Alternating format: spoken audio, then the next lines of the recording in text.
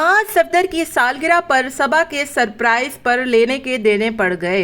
मां सफदर की वालदा की अनोखी डिमांड और शाज के माज के गिफ्ट बेदर्दी से खोलने पर लोगों ने शदीद तनकीद कर डाली।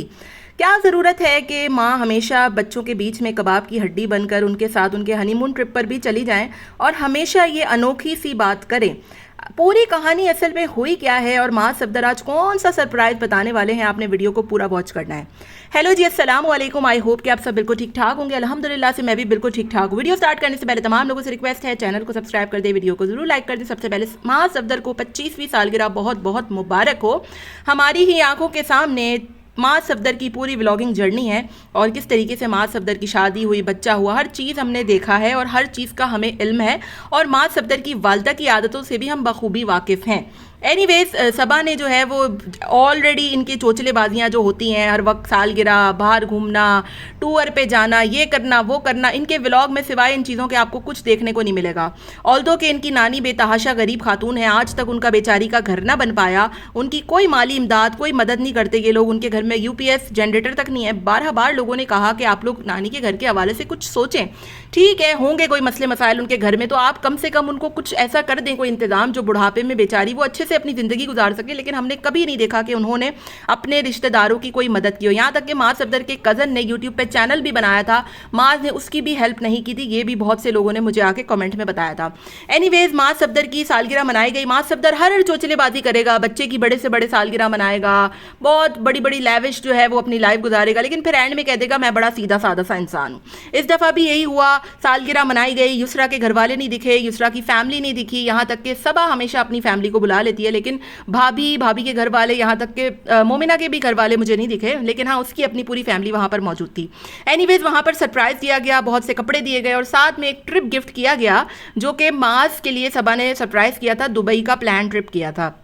अब यहाँ पर माज ने जब उसको खोला तो उनकी वालदा फ़ौरन से आकर बोलती हैं कि मुझे भी शौक है जाने का। हालांकि ये ट्रिप ऐसे जाहिर करने की कोशिश की जा रही थी कि सबा ने उसके शौहर यानी माज के लिए प्लान किया है, लेकिन जो सासू माँ है वो आकर बीच में कबाब में हड्डी बन गई, जो कि सब कुछ प्री प्लान था। अब माँ साहब उनको गले लग के रो रहे हैं और बहुत दिलासा दे रहे हैं, कह रहे हैं कि ओ मेरी माँ, आप पहले बोलती तो मैं आपको लेकर जाता, यूँ वो, और साथ में शोशा भी छोड़ दिया कि कल एक सरप्राइज आएगा। अब ये तमाम तर चीज़ें देखने के बाद सबा ने, जो कि बहुत दिल से सरप्राइजेस प्लान किए थे, बहुत दिल से हर चीज़ की थी, पैकिंग, वहाँ पर पूरा फार्म हाउस पे सेटअप लगाया। दुबई का आपको पता है कि वीज़ा वगैरह भी आजकल बड़ी मुश्किल से मिल रहे हैं, पासपोर्ट, टिकट्स वगैरह हर चीज़ को करना, कलेक्ट करना।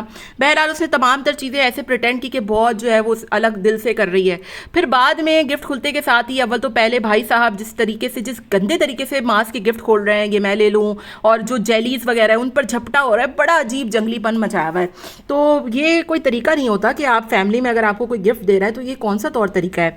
फिर दूसरी तरफ सासू माँ फौरन आकर इनके बीच में कबाब में हड्डी बन गई कि हम जो है वो मैं भी जाऊंगी। सासू माँ को गंदा करवा दिया इन लोगों ने, सिर्फ इसलिए कि लोगों को सरप्राइज दिखाना था कि अगले दिन आज का जो सरप्राइज होगा, इनका ये सरप्राइज होगा कि सासू माँ भी इनके साथ जा रही हैं। ये सिर्फ प्री प्लान था। हालांकि वीज़ा, टिकट्स, हर चीज़ एक साथ ही होती है। ऐसा नहीं होता कि आप जो है वो कल पासपोर्ट दो, आज टिकट आ जाए।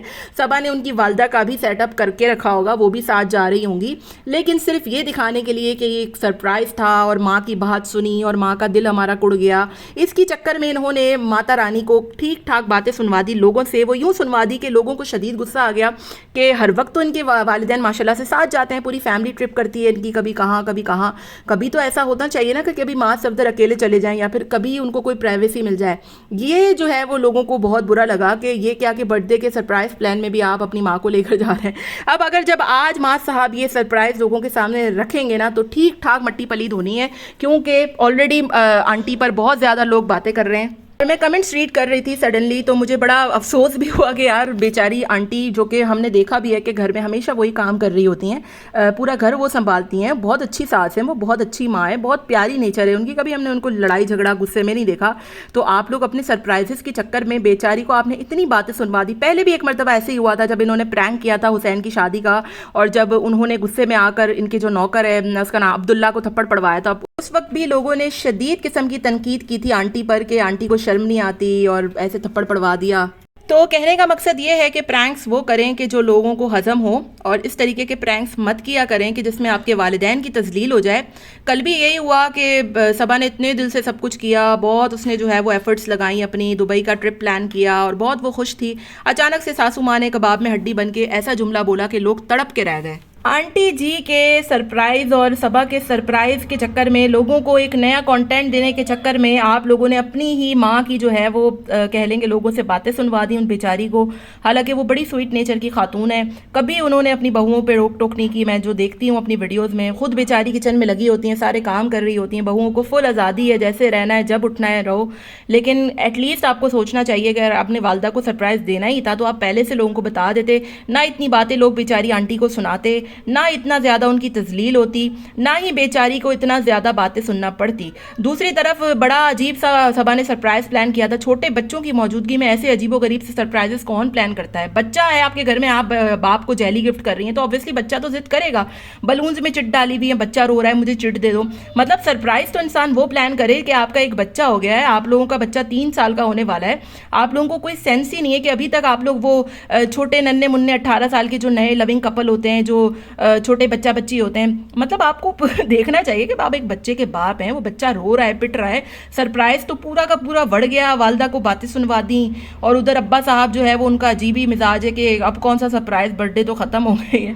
तो बड़ी अजीब सी बर्थडे सबा ने मनाई है। बिल्कुल भी ये सोचा नहीं कि ठीक है आप दोनों अकेले कहीं डिनर पे चले जाते। ये कौन सा तरीका था कि आपने इतने गुब्बारों में इतने प्लान किए हुए हैं, फिर वो गिफ्टिंग जो है जिस तरीके से शाह साहब फाड़ रहे हैं, और फिर पूरे ख़ानदान को बिठा कर वो दुबई का प्लान, और वालदा के अलग शोशे कि मुझे मालदीव भी जाना है और मुझे दुबई भी जाना है, और मुझे ऑब्वियसली ये माँ सफदर का ही स्क्रिप्ट था जो कि बुरे तरीके से फेल हो गया। अब आज का जो सरप्राइज़ आएगा वो यही आएगा कि माता रानी भी साथ जा रही हैं, और पूरा का पूरा जो है वो लोगों को समझ आ जाएगा कि हमने तो बिला वजह बेचारी आंटी को इतनी बातें सुना डाली, और उनका तो पहले से ही प्लान था कि वो आंटी जाएंगी। अब देखना ये कि ये बताते हैं कि नहीं बताते, या फिर इसको सरप्राइज ही रखते हैं। माँ सफदर पूरा क्रेडिट अपने ऊपर ही ले लेता है। तो ये था सरप्राइज, इसकी बात कल माँ सफदर साहब कर रहे थे कि कल के वीडियो में एक और सरप्राइज आने वाला है, और सबा भी जो है वो सरप्राइज देगी।